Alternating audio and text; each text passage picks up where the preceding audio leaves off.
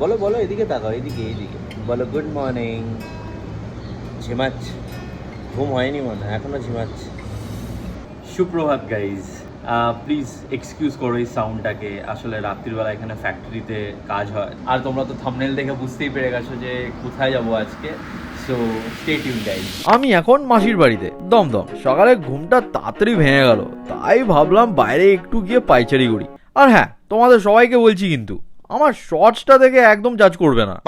আজ অব্দি কুমোরটুলির কথা শুধু বন্ধুদের মুখেই শুনেছি, আর না তো ইউটিউব ভিডিওতে দেখেছি। আসলে অনেক দূরে থাকি তো, তাই যাওয়ার সুযোগটা ঠিক হয়ে ওঠেনি। তাই এবছর মনে মনে ভেবেই রেখেছিলাম ভাই পুজোর আগে একটি বার হলেও কুমোরটুলি ঘুরে আসবো। আর হ্যাঁ, মাসির বাড়ি থেকে স্টেশনটা বেশ দূরে, তাই সকাল সকাল শুধু ছাতু শরবতকে আমি হাঁটতে পারছি না বস। তাই দাদুকে বললাম আমাকে একটু ছেড়ে দাও তো। আর উফ, বাপ রে বাপ, কি রোদ আজকে, মাথার টাক ফেটে যাবে মনে হচ্ছে। আর স্টেশনে যেই মুহূর্তে ঢুকলাম তখনই শুনতে পাচ্ছি ট্রেন ঢুকছে। তোমরা বিশ্বাস করবে না, ট্রেনটা কিন্তু আমি অলমোস্ট পেয়ে গেছিলাম, বাট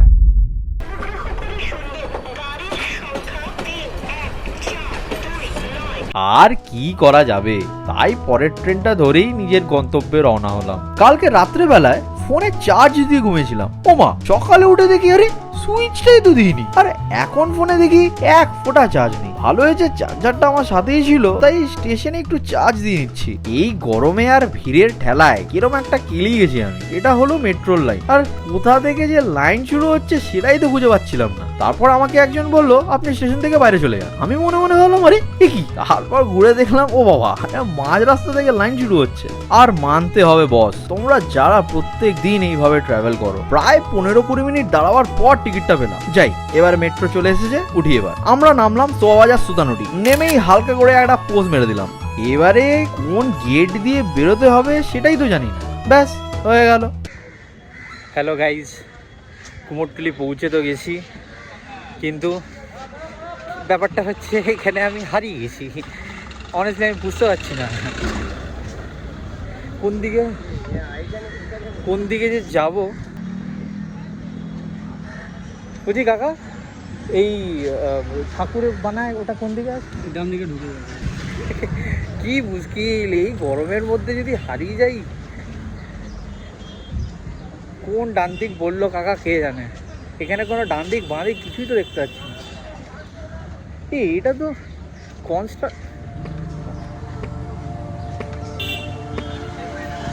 অনেক খোঁজাখুঁজি করার পর ফাইনালি আমরা স্পটে এসে পৌঁছেছি। বাট এইখানে পৌঁছাবার পর নিজেকে এত এম্বারাসিং লাগছিল, কারণ সবাই দেখছি ট্রেডিশনাল পড়ে গেছে।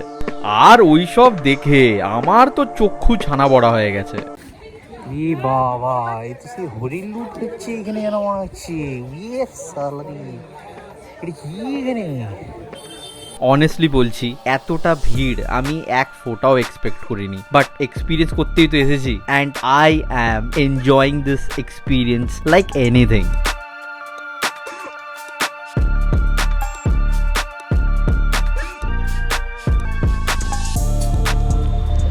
সত্যি এখানে এসে বুঝতে পারছি কত আন্ডাররেটেড আর্টিস্ট আছে যারা নিজেদের প্যাশনটাকে বাঁচিয়ে রাখার জন্য এখনো কাজ করছে, and without getting any proper facility. তবে এটা ঠিক, এখানে সবাই প্যাশনেট নয়। এখানে অনেক লেবারও আছে যারা নিজের পেটের দায়ে কাজ করে। দেখো কি মিষ্টি মায়ের মুখটা বানিয়েছে। আমি শুধু একটা কথাই ভাবছি, কিছুক্ষণ আগেই আমার কত গরম লাগছিল, কিন্তু এনারা এই গরমের মধ্যেই ঘন্টার পর ঘন্টা যত্ন সহকারে আমাদের জন্য কত সুন্দর সুন্দর প্রতিমা বানাচ্ছে। আর পুজোতে সেই প্রতিমাগুলোর ছবি দেখেই যখন আমরা নিজেদের ফোনে বা ডিএসএলআর ছবি তুলে সোশ্যাল মিডিয়াতে শেয়ার করি, তখন সবাই একটাই কথা বলে, বাহ ঠাকুরটা কি সুন্দর লাগছে দেখতে। ও তোমাদের একটা কথা তো জিজ্ঞেসই করা হলো না, পুজোতে সাউথ না নর্থ? আমি বাবা এই বিতর্কে যাচ্ছি না, কিন্তু আমার নর্থ কলকাতায় একটা ফ্যাসিনেশন আছে, লেন্স। এই পুরনো পুরনো বাড়ির মাঝখান দিয়ে সরু অলিগলি, উফ আলাদাই একটা ব্যাপার। কিন্তু আমার সাথে একটা বন্ধু এসেছে, কতক্ষণ ধরে ডাকছি যে আয় ভাই, তোর চাঁদ বদনটাও একটু সবাইকে দেখা। এলোই না, যা আর কি করা যাবে। ফিরে আসবি? আর চলা চলা, আমার ফ্রেন্ড আসছে, কিন্তু ক্যামেরার সামনে আসতে চাইছে না, খুব লাজুক তো। প্রচুর এম্বারেসিং লাগছে, কারণ সবাই এখানে কাপল শ্যুট করছে। আমি একটা বন্ধুকে নিয়ে এসেছি, কিন্তু সেও আমার সাথ দিচ্ছে না। তারপর আমি আরেকটু ভেতরের দিকে ঢুকলাম, আর এই দিকটাতে দেখি ছোট ছোট ঠাকুর বানানো হচ্ছে। এগুলো মনে হয় বাড়ির পুজোর জন্য।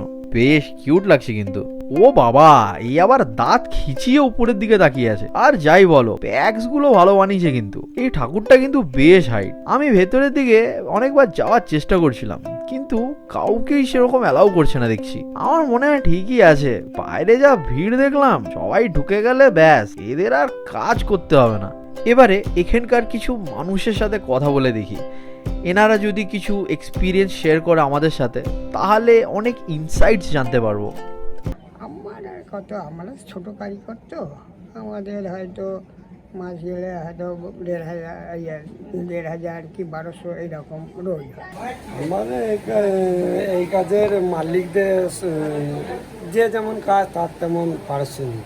এবার সরকারের এখানে কোনো আমাদের কোনো সাহায্য এসব করে না, আমাদের কাজটার উপরে নির্ভর। অন্য সময় বাড়িতেই থাকি, আর বয়স হয়েছে তো, আর অন্য কাজে যেতেও পারি না, আর সম্ভব নয়, মানে শরীরের দিক থেকে। বাট 75 বছর বয়স হয়ে গেল, আর ভালো লাগে না। সবারই এক এক রকম, কারো আছে 500, কারো 1000, কারো 300 আছে, কারো 200 আছে। যারা নতুন এবারে কাজের যে যেমন অভিজ্ঞতা তার তেমন। আমার নাম অমল পাল, আমার বাড়ি কাটোয়া, বয়স 75 হয়ে গেল। এখানেই থাকি, এইখানেই খাই, এখানেই খাইয়ে দেয়, হোটেলে খাই, আর মালিক পয়সা দিয়ে দেয়। আমার বাড়ি বর্ধমান ডিস্ট্রিক্ট কাটাতে। আমার এখানে 6 মাস, মানে এই 2 মাস 1 মাস পর পর বাড়ি যাই। আর এখানেই শুয়ে থাকি, আমাদের ঘরটার ভাড়া নেই, সে পয়সা রোজগার হয় না দাদা। ওটা পোষায়, এখান থেকে পোষায় না। আরও 6 মাস যেটা থাকে তখন বাড়িতে কিছু না কিছু করতে হয়, কিন্তু চাইলেই তো আর কিছু পাওয়া যায় না।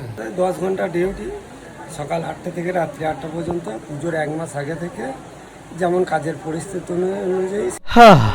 দিনটা বেশ ভালোই কাটলো। চলো বন্ধু, এবার আমাকে বাড়ি ফিরতে হবে। আমার বেশ ভালো লেগেছে এখানকার জায়গা, কালচার, মানুষজন। তোমরা সবাই ভালো করে পুজো কাটাও, আর তোমাদের যদি ভিডিওটা ভালো লাগে তাহলে সাবস্ক্রাইব করতে ভুলে যেও না কিন্তু। চলো, টাটা।